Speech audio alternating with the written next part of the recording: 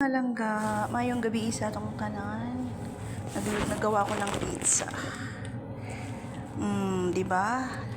Tapos nakaluto na ako ng aking ginawang pizza.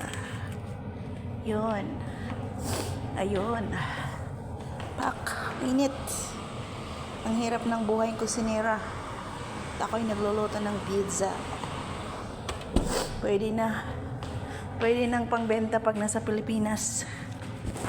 Okay, di ba? Marunong na akong magawa ng pizza kahit pa paano. Agoy. Di ba? Hiwa-hiwain ko na lang mamaya to. Na-over pagluto. Tumigas aba. Oh. Pak, init. Tumigas siya. Nag-crunchy. Grabe init.